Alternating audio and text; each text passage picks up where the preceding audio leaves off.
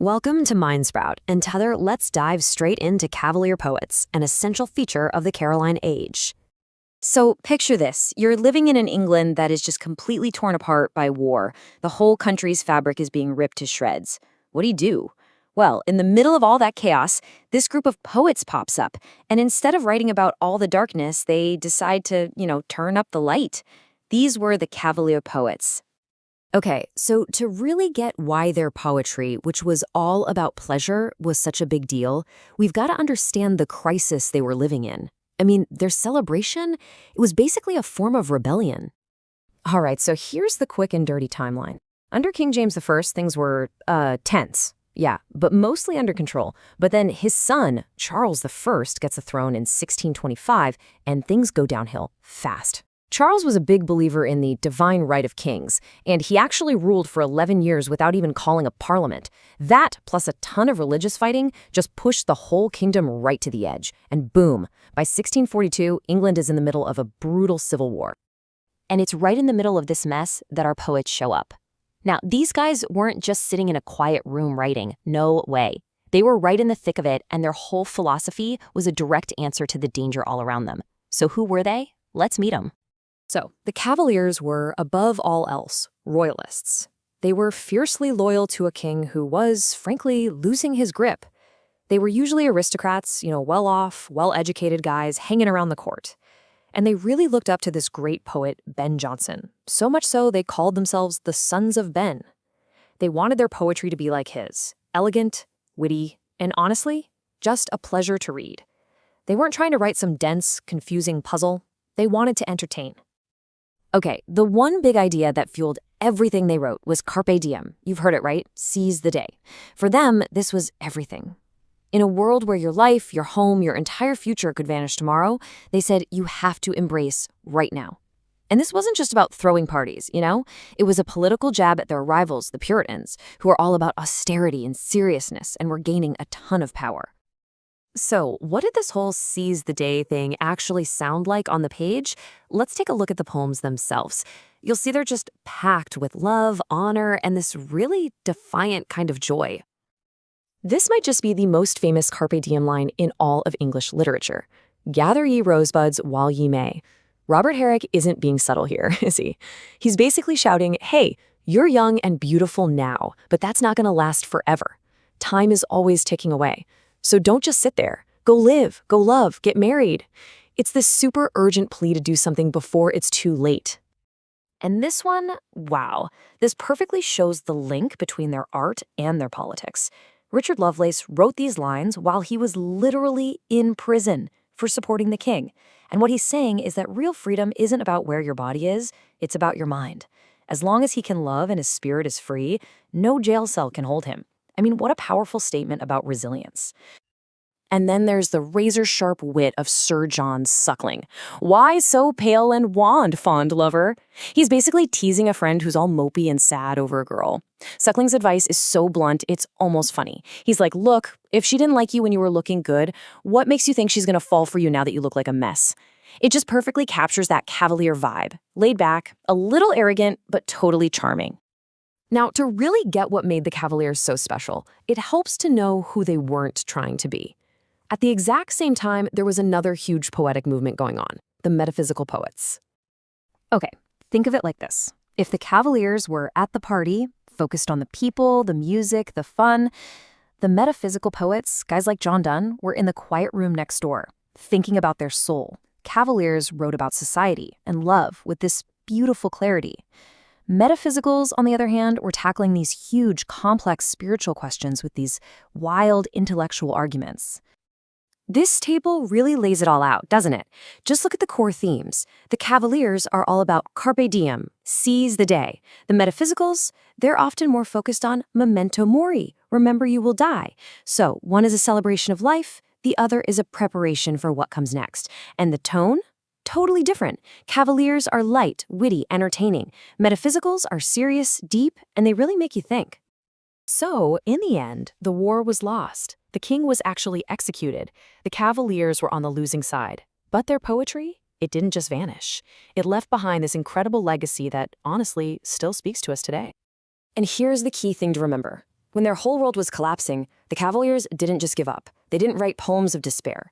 Their response was to celebrate, to passionately defend everything they loved about their world: beauty, honor, love, pleasure.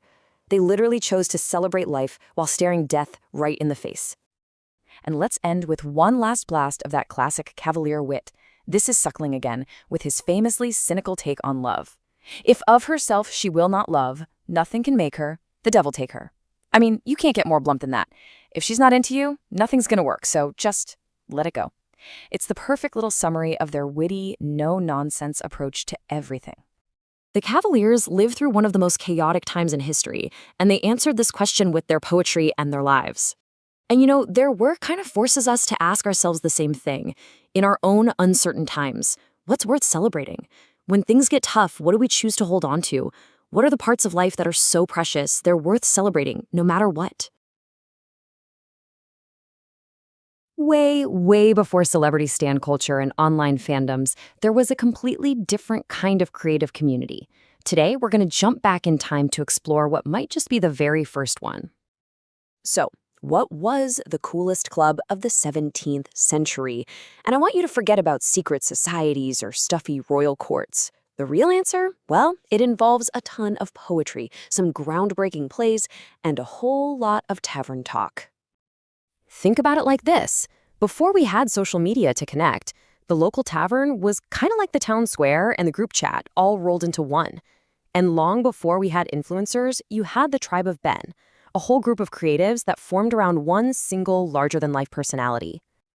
All right, so first things first, who exactly were the members of this 17th century fan club?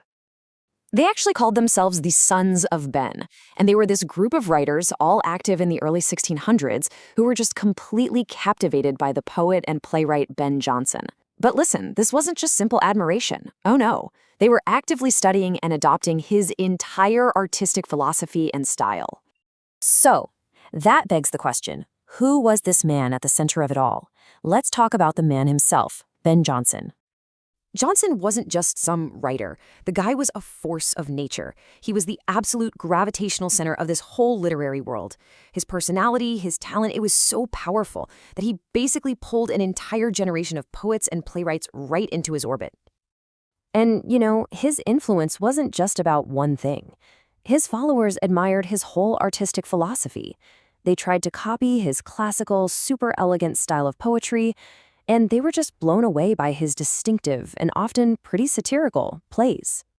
Jonson's influence was so massive, it actually created two different wings within the Sons of Ben.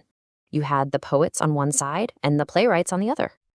So, on one side, you had the dramatists. These were the playwrights who looked at Jonson's hit comedies as a blueprint for their own work on the stage. Then on the other side, you had the Cavalier Poets. These writers were part of that self-described tribe of Ben, and they were much more focused on his poetry, really admiring his elegant, classical style. And let me be clear, this was not some small, unknown group. We are talking about major figures of the time. On the dramatist side, you've got names like Richard Brome and Sir William Davenant. And among the famous Cavalier poets, we're talking Robert Herrick, the guy who gave us Gather Ye Rosebuds While You May, and Richard Lovelace. I mean, these were the literary A-listers of their day, for sure. So you might be wondering, where did this super influential group actually meet? Well, their story is completely tied to a very specific and now legendary place, a London tavern. You have to picture it. 17th century London.